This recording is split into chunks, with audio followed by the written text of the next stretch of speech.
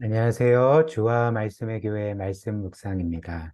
오늘은 마태복음 26장 17절부터 35절까지의 말씀을 통해서 우리 주님의 사랑을 깊이 묵상했으면 좋겠습니다. 본문 말씀은 우리가 잘 아는 예수님께서 제자들과 함께 하신 마지막 만찬, 6월절 만찬에 대한 말씀입니다. 우리가 과거에도 이 말씀을 여러 번 들었을 텐데요. 오늘 이 말씀을 중심으로 두 가지 요점을 함께 살펴보고자 합니다. 첫 번째는 성경에 예언된 대로 사셨던 예수 그리스도를 우리가 본문에서 보게 됩니다. 말씀드린 것처럼 예수님께서는 잡히시기 직전에 제자들과 함께 유월절 만찬을 나누셨습니다. 근데 본격적으로 식사를 하시기 전에 예수님께서는 제자들 중에 한 사람이었던 가룟 유다가 예수님을 배반할 것을 말씀을 하셨던 거죠. 20절과 21절 한번 보십시오. 저녁 때가 되어서 예수께서는 12제자와 함께 식탁에 앉아 계셨다. 그들이 먹고 있을 때에 예수께서 말씀하셨다. 내가 진정으로 너희에게 말한다. 너희 가운데 한 사람, 즉 가룟 유다가 나를 넘겨줄 것이다. 이렇게 말씀을 하셨습니다. 그리고 이어서 주님은 이런 말씀을 하셨는데요. 24절 한번 보십시오. 인자는 자기에 관하여 성경에 기록되어 있는 대로, 성경에 기록되어 있는 대로 떠나가지만 인자를 넘겨주는 그 사람은 화가 있다. 그 사람은 차라리 태어나지 않았더라면 자기에게 좋았을 것이다. 예수님은 지금 무슨 말씀을 하고 계시는 것입니까? 일단 예수님은 가룟 유다가 예수님을 배반하고 악한 자들에게 넘기고 그래서 예수님은 그들에게 온갖 순환과 고통을 당하신 후에 십자가에 못 박혀 죽임 당하시는 것이 이미 성경에 기록되어 있었다는 것입니다. 즉 구약의 모든 예언들에 따라서 예수님께서 그렇게 배반당하시고 넘기시고 고난당하시고 십자가에 못 박혀 죽임 당하셨다는 거죠. 이 모든 일들이 성경에 기록된 예언의 성취대로 그 성취로서 그대로 이루어졌다고 말씀을 하셨던 것입니다. 그렇다면 그 가룟 유다가 예수님을 배반한 것이 이미 성경에 기록된 그 예언대로 이루어진 일이었다면 예수님을 그렇게 배신하고 팔아넘긴 가룟 유다에게는 어떤 죄나 그 죄로 인한 책임이 없을까요? 그렇지 않습니다. 왜냐하면 예수님은 자신을 배반하고 팔아넘길 가룟 유다에게 화가 있다 이렇게 말씀을 하셨기 때문에 그렇습니다. 그가 태어나지 않았더라면 더 좋았을 거다라고 말씀을 하셨던 거죠. 예수님께서 가룟 유다의 죄에 대해서 화가 있다고 말씀하신 것은 무엇을 보여주겠습니까? 즉 예수님이 그렇게 배신당하고 넘겨지고 십자가에 못 박혀 죽임당하시는 것이 성경에 기록된 예언을 따라 이루어진 일이지만 동시에 예수님을 배신하고 팔아넘긴 그 가룟 유다에게 그 죄에 대한 책임이 있었다는 것입니다. 그렇기 때문에 그에게 화가 있었던 거고 자신이 행한 대로 심판을 받게 될 거다. 이렇게 말씀을 하셨던 거죠.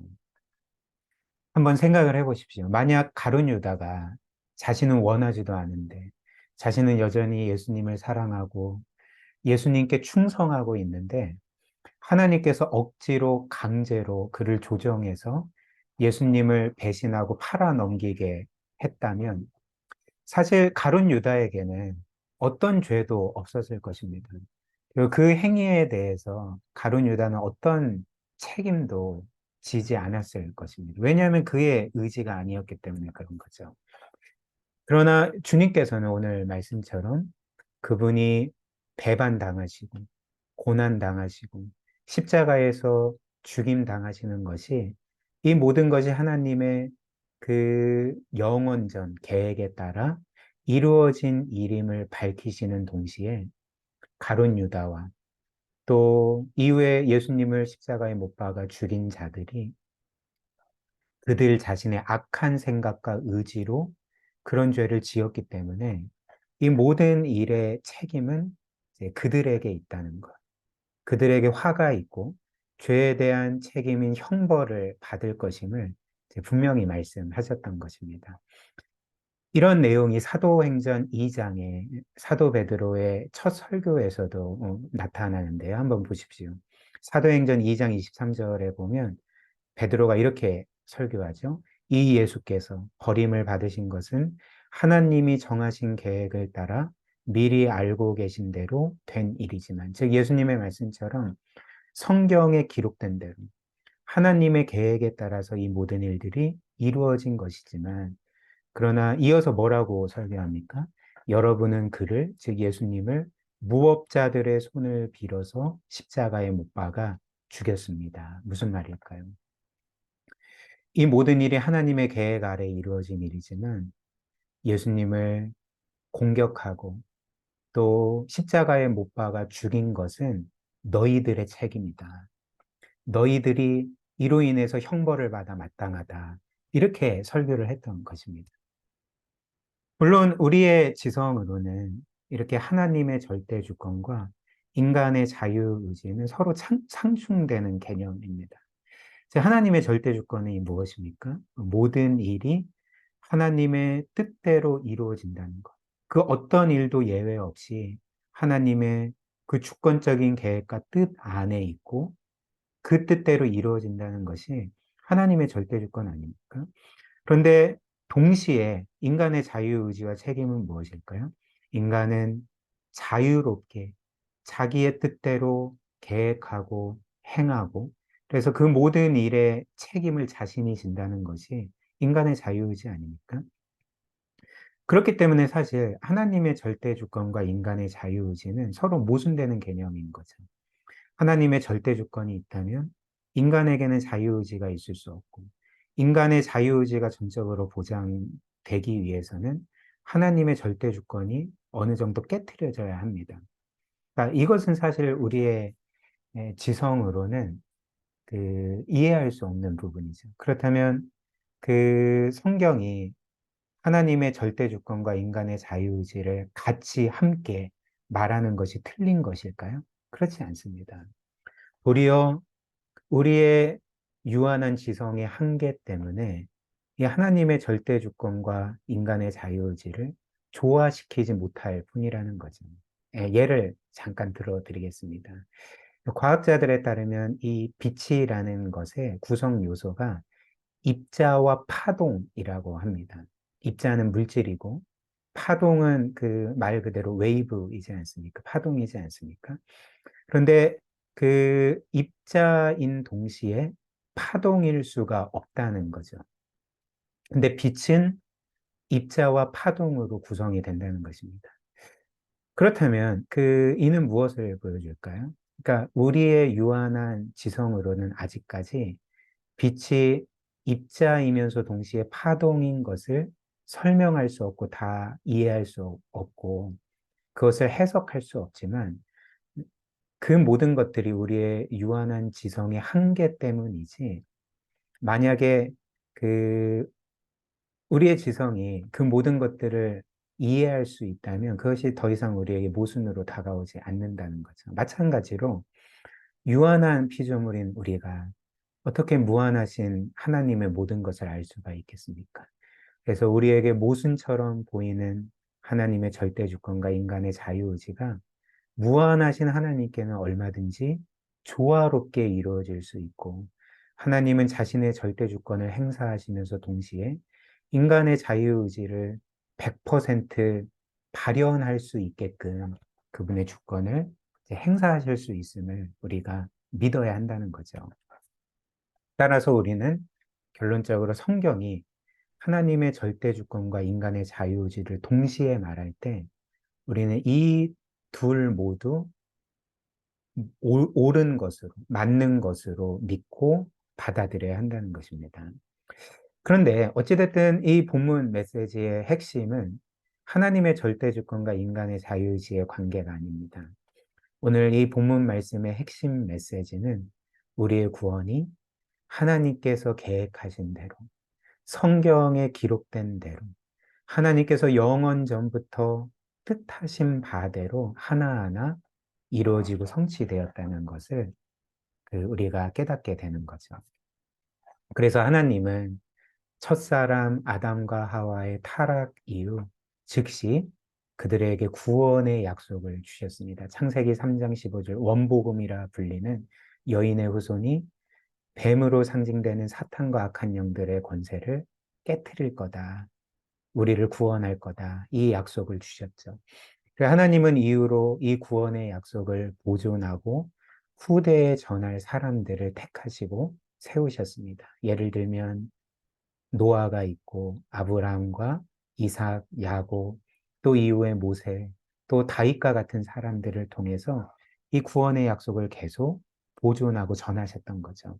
그리고 더 나아가서 하나님은 개인들뿐만 아니라 한 민족 이스라엘을 택하십니다.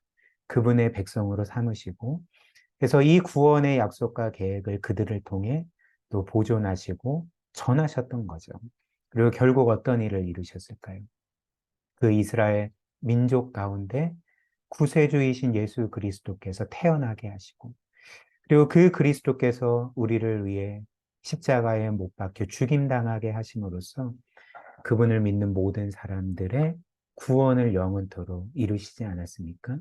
그리고 마지막 날에 최후 심판과 최종 구원까지 이루시고 완성할 것입니다. 이 모든 것이 하나님께서 성경에 알려주신 대로 성경에 기록하게 하신 대로 하나하나씩 차근차근 다 이루어지고 성취될 거라는 거죠. 이것이 첫 번째 메시지고요. 오늘 본문이 우리에게 알려주는 두 번째 메시지는 그 계획의 중심이자 그 모든 계획을 성취하신 그리스도께서 우리를 끝까지 사랑하셨고 앞으로도 사랑하신다는 것입니다. 사실 오늘 그 첫 번째 핵심 메시지의 내용처럼 하나님께서 우리를 향한, 인류를 향한 모든 구원을 이미 계획하시지 않았습니까? 특별히 예수님과 관련해서 그분이 제자들에게 배신당할 것과 사람들에게 무지막지한 고난을 겪으실 것과 결국에는 십자가에 못 박혀 죽임 당하실 것을 다 계획하셨습니다. 그리고 주님은 이 모든 것들을 아셨던 거죠. 그런데 그럼에도 불구하고 오늘 본문 말씀에 나타난 주님의 모습은 어떠합니까? 이 모든 것을 아셨음에도 불구하고 제자들이 자신을 배신하고 이제 이후로는 사람들에게 잡혀서 고난을 당하고 십자가에 못 박혀 죽임 당하실 것을 아셨음에도 불구하고 끝까지 제자들을 사랑하시고 십자가 죽음을 감당하셨던 거죠. 그래서 마태복음 26장 31절, 32절 보면 주님이 이렇게 말씀하시지 않았습니까? 그때 예수께서 제자들에게 말씀하셨다. 오늘 밤에 너희는 모두 나를 버릴 것이다. 성경에 기록하기를 내가 목자를 칠 것이니 양떼가 흩어질 것이다 하였다. 그러나 내가 살아난 뒤에 너희보다 먼저 갈릴리로 갈 것이다. 즉 예수님의 말씀처럼 양떼가 흩어질 거다. 즉 제자들이 목자이신 예수님을 버리고 다 도망갈 거다. 말씀하셨지만 그러나 이 모든 것을 아셨음에도 불구하고 예수님은 끝까지 그들을 사랑하셨고 끝까지 그들을 위해서 구원을 이루셨던 거죠. 그래서 주님께서는 그 마지막 6월절 만찬 가운데 이들에게 이렇게 말씀하시지 않았습니까? 26절부터 28절 보시면 그들이 먹고 있을 때 예수께서 빵을 들어서 축복하신 다음에 떼어서 제자들에게 주시고 말씀하셨다. 받아서 먹어라. 이것은 내 몸이다. 또 잔을 들어 감사 기도를 드리신 다음에 그들에게 주시고 말씀하셨다. 모두 돌려가며 이 잔을 마셔라. 이것은 죄를 사하여 주려고 많은 사람을 위하여 흘리는 나의 피, 곧 언약의 피니라. 예수님은 자신을 배신할 것을 그 제자들이 자신을 배신할 것을 아셨음에도 불구하고 이들에게 떡과 포도주를 나눠 주시면서 이것은 너희를 위해 내어줄 나의 몸이다. 그리고 이것은 너희를 위해 흘릴 나의 피다라고 말씀하셨습니다. 무슨 말씀일까요? 예수님은 제자들에게 이런 말씀을 하신 거죠. 너희는 다 나를 배신할 거다. 나를 버리고 도망갈 거다. 그러나 나는 그런 너희를 끝까지 사랑할 거고, 그런 너희의 죄를 해결하기 위해서 십자가에 못 박혀서 지금 내가 너희에게 나눠주는 이 떡과 포도주가 상징하는 것처럼 너희를 위해 살을 찢고 너희를 위해 피를 흘릴 거다. 나의 피가 너희의 모든 죄를 사하게 할 거다라고 말씀을 하셨던 것입니다. 이것이 제자들을 끝까지 사랑하셨던 주님의 놀라운 사랑이었던 거죠. 우리 이 말씀을 마지막으로 잠시 우리의 삶에 적용해 보겠습니다. 거듭거듭 말씀드린 것처럼 주님은 제자들의 죄와 불순종과 그분 자신을 배신할 것을 다 알고 계셨습니다. 똑같이 예수님은 우리를 향해서 우리의 죄와 불순종을 다 알고 계시죠. 그러나 예수님은 자신을 배신할 제자들을 끝까지 사랑하신 것처럼 우리도 끝까지 사랑하십니다. 우리의 죄를 아심에도 불구하고, 우리의 불순종을 아심에도 불구하고, 우리의 실패를 아심에도 불구하고, 우리를 끝까지 사랑하신다는 거죠. 그리고 이미 2000년 전에 예수님은 우리가 늘 근심하고 또 힘겨워하고 회개하는 그 죄와 불순종을 이미 대신 담당하셔서 십자가에서 우리를 위해 죽으시지 않았습니까? 무엇을 보여줄까요? 우리의 죄가 결코 우리를 향한 그분의 사랑을 끊을 수 없다는 것. 우리의 모든 죄를 다 아셨음에도 불구하고 우리를 끝까지 사랑하시고 그 죄를 해결하시기 위해서 우리를 위해 죽으신 분이 우리를 영원토록 사랑하실 거고 그 어떤 것도 우리의 어떤 죄와 불순종도 그분의 사랑을 끊을 수 없음을 우리가 마지막으로 깨닫게 되는 거죠. 그래서 로마서 8장 38절 39절이 우리에게 이렇게 약속하지 않습니까?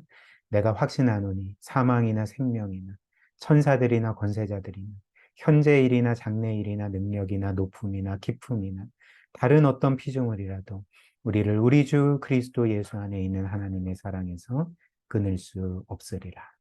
우리 함께 기도하겠습니다. 정말 우리를 사랑하시되 끝까지 사랑하시는 자신을 내어주시기까지 우리를 사랑하신 이 주님의 놀라운 사랑을 우리는 때때로 우리의 죄를 정당화하는 수단으로 악용하는 것 같습니다. 그러나 결코 그렇게 하지 아니하고 이 사랑을 생각하고 기억하고 묵상할 때마다 정말 주님을 진심으로 예배하고 찬양하고 정말 감사를 드리고 그분의 뜻에 순종하는 그런 삶을 살아가게 하는 능력이 되게 해달라고 우리 오늘 말씀 기억하며 함께 기도하도록 하겠습니다.